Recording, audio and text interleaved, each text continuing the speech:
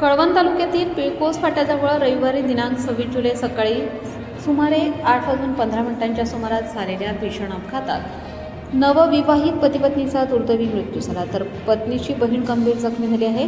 या घटनेमुळे संपूर्ण परिसरात हळहळ व्यक्त होत असून शैक्षणिक क्षेत्रावरही शोककळा पसरली आहे.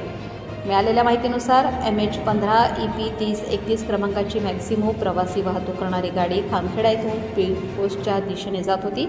त्याचवेळी MH39 P 2449 क्रमांकाच्या दुचाकीवरून दिनेश करणसिंग गावित, त्यांची पत्नी कीर्ती बाळकृष्ण गावित आणि पत्नीची बहीण त्रिशा गावित हे कळवणकडून सटाण्याच्या दिशेने आपल्या मूळ गावी प्रतापपूर तालुका नवापूर येथे नातेवाईकांच्या अंत्यविधीसाठी जात असताना पिळकोस तालुका कळवण येथील फाट्याजवळ दोन्ही वाहनांची जोरदार धडक झाली.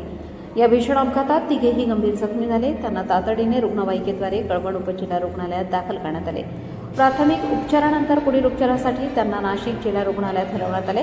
मात्र उपचारादरम्यान दिनेश गावित आणि कीर्ती गावित या नवविवाहित दाम्पत्याचा मृत्यू झाला, तर त्रिशा गावित यांच्यावर नाशिक जिल्हा रुग्णालयात उपचार सुरू असून त्यांची प्रकृती गंभीर असल्याची माहिती मिळाली आहे.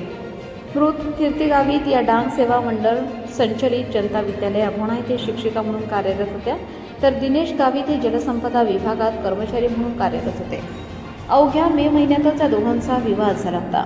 नव्या संसाराची सुंदर स्वप्ने डोळ्यात साठवून निघालेल्या या दाम्पत्याचा अवघ्या 2-2.5 महिन्यातच अपघात झालेला दुर्दैवी अंत कुटुंबीय, नातेवाईक, मित्रपरिवार तसेच शाळेतील शिक्षक, विद्यार्थ्यांसाठी मोठा धक्का ठरला आहे. या हृदयद्रावक घटनेमुळे संपूर्ण परिसरात शोककळा पसरली असून सर्वत्र हळहळ व्यक्त केली जात आहे. घटनेची माहिती मिळताच नागरिकांनी घटनास्थळी धाव घेत मदतकार्य केले.